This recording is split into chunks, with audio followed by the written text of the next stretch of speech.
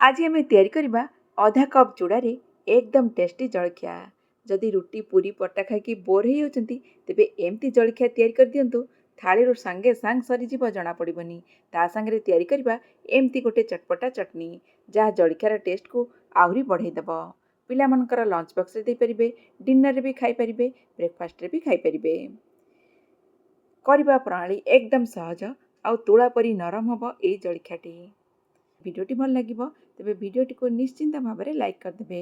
अन्य मान सहित शेयर करने को भूलिबेनी। आ मो डेरी न करी चलंतु तैयारी करबा स्टार्ट करबा।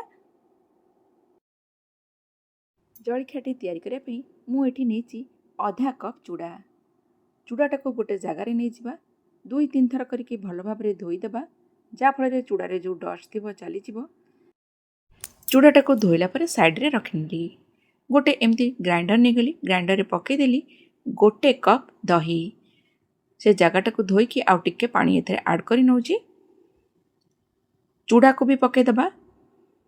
गोटे कंचा लंका पकईदेबा। एथरे पानी ऐड करेनि, जदि चाहिए अल्प टिके ऐड करि पारंते, किंतु बेसी पानी ऐड कले पानिया हो जिवो।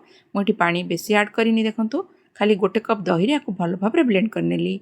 ब्लेंड कला परे आकु गोटे जगह को काढी नौची। काढिला परे सेई जगार टिके पानी पकेकी आधा कप पाखापाखि मु पानी सेथरे पकई नेली। एठी मु नेची गोटे कप सुजी। सुजी देखंतु एकदम फाइन सुजी नेची। पूरा मोटा सुजी नुहे, फाइन सुजी। जदि बेसी मोटा सुजी थिबो, जेतेबेले चूड़ा दही की ग्राइंड कले सेतेबेले सुजी को एका संगे पकई देकी भल भाव में ग्राइंड कर नेबे। देखंतु सुजी गोटे कप पकेला परे ताकू आमे भल भाव में गोळेई दबा। देखंतु गोळेई देली भल भाव में। एथरे आ पानी दरकार नहीं। जदि बेसी काठुआ लगे टिके पानी देबे। कभर करके 15 मिनिट रेस्ट पे रखिदेली। ता भितरे चटनीटा तैयारी करनबा। चटनी तैयारी करिया पे धनिया पत्र नेची, दही नेची, कंचा लंका आउ रसुण सब जिनस को भल भाव में ब्लेंड करनबा। गोटे जगार नहीं जाउची। देखंतु ब्लेंडर रे धनिया पत्र पकई नेली। सेथिरे कंचा लंका आउ रसुण दे दबा। ता संगे दही भी दे दबा। एथिरे आउ पानी बिल्कुल ऐड करिवेनी, कारण ऑलरेडी जदि पानी ऐड कर देबे चटनीटा पूरा पानिया हो जिवो। एटा को भल भाव में ब्लेंड करनेली। देखंतु गोटे जगह को काढी नउची। एमती चटनी करके खातु ना, ता संगे देखिबे जलखियार टेस्ट आहरी बढ़ी जिवो। जो थिरे मु स्टीम करी से जगार मु भल भाव में तेलटा लगे दूची। एटी मु रिफाइन तेल लगे दूची। भल भाव में चारिआडे तेलटा लगे दबा। ताकू साइड रे रखी नबा। आ गोटे प्लेट नहीं, सेमती जगह नथिले एमती प्लेट टिके फेंद वाला प्लेट नेबे। एथिरे मु भल भाव में तेल लगे देली। एकदम पतला पतला हबो, तेणु खाइबा को भल लागिबो। गोटे जगार पानी नहीं आ गोटे एमती स्टैंड रखीची। चाहिले जदि स्टैंड नथिबो एमती गिना गोटे भी रखी दे परिबे। मु एठी स्टैंड टाकू रखी देची। कवर कर देकी पानी टाकू फुटिबा को छाडी देबा।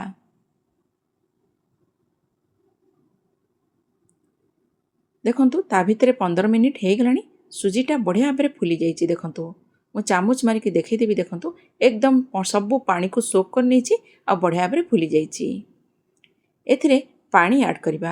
एका संगे मन रखिबे पानी ऐड करिवेनी, अल्प अल्प करिकी पानी ऐड करबा, कारण नहले पानिया हो जिवो।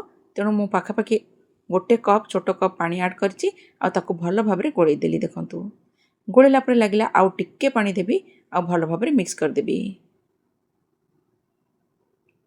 देखंतु एतिकी ठीक रहिबो, बेसी पानिया आकु करबानी।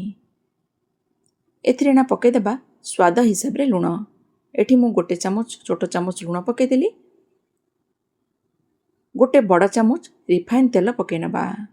रिफाइन तेल पकेला परे एटा बहुत सॉफ्ट हबो, बहुत स्पंजी हबो। ताकू भल भाव में मिक्स कर दबा। बढ़िया भाव में फेंटी दियंतु, जेमती तेल और लुणटा बढ़िया भाव में मिसी जिवो। एठी मु गोटे पैकेट इनो नेची। एटा ग्रीन वाला नेबे, फ्लेवर वाला नेबेनी, नले ब्लू वाला भी नहीं पारिबे। इनो ऊपरे टिक्के पानी पकई देली। सेटा एक्टिव हबो। देखंतु पूरा फेणा फेणा हो जाउची। तापरे सांगे सांगे भल भाव में ताकू गोळेई देबा। मन रखिबे इनो पकेबा आगुरु पानी टाकू गरम करनेबे, काहेकि ना इनो पकेला परे आ बेसी समय आकू रखिबार नहीं, सांगे सांग आकू स्टीम करिवार अछि। तेणु आगुरु पानी टाकू बसई देबे। पानी फुटुथिबो तापरे आपण इनो पकेकी गोळेबे। देखंतु बढ़िया भाव में मु गोळेई देली। गोळेला परे जो जगार तेल मारिकी रखिथिली सेतिरे एटाकू पकई नउची। बेसी उंचा करके देबेनी, नले एटा बहुत उंचा हबो। टिके पतला पतला रहिले बेसी भल लागिबो। आउ जेतिकी बटर रहिला ताकू से जगार जो स्टील जगार तेल मारिकी रखी से पकई नेली। एना देखंतु एटा बढ़िया फुटीगला आ धीरे रखीनेली। आ उपरे मु टिके कौन करी लंका गुंड टिके पकई नेली आ गोलमरीच गुंड टिके पकई नवा। जदि आपण पाखरे गोलमरीच गुंड अच्छी पकातु नले चाहिए भी अवॉइड करें, खाली लंका गुंड पकेले भी हम। पकईदेला आपको कभर करदेवी एकदम हाई फ्लेम रे 15 ରୁ 20 मिनिट पाई आपको स्टीम करवा। पानी देबे सफिशिएंट, नले जदि पानी मरीज मझे मझे देखुवे ताले आउ टिके करके गरम पानी ऐड करें। देखंतु पाखापाखि 15 मिनिट हो गलानी। 15 मिनिट पर मु चेक करी जो स्टील जगार बसई थी सेटा को आ गोटे कड़े भी मु बसई देछि। सेम प्रोसेस रे हम। गोटे छुरी देखंतु पुरोची, छुरीटा एकदम क्लीन आसला तामाने जानिले एटा हो जाइछि। एटा को काढ़ी नबा, एटा को ठंडा हवा पई रखि नबा। मन रखिबे सांगे सांग काढ़ीबेनी, ठंडा हवा पई रखि नेबे। ता भितरे चलंतु तड़का तैयारी करबा।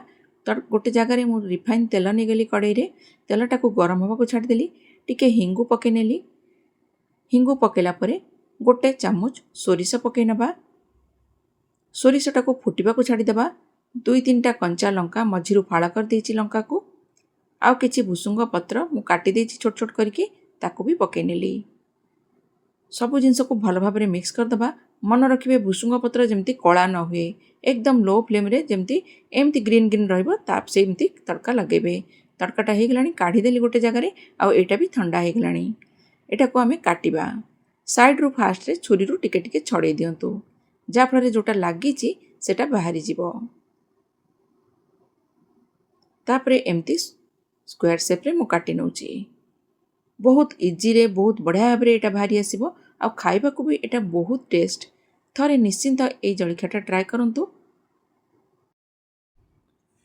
सोरिष, भुसुंग पत्र, कंचा लंका को जो फुटेकी रखी ता ऊपरे एमती एमती रखीदबा।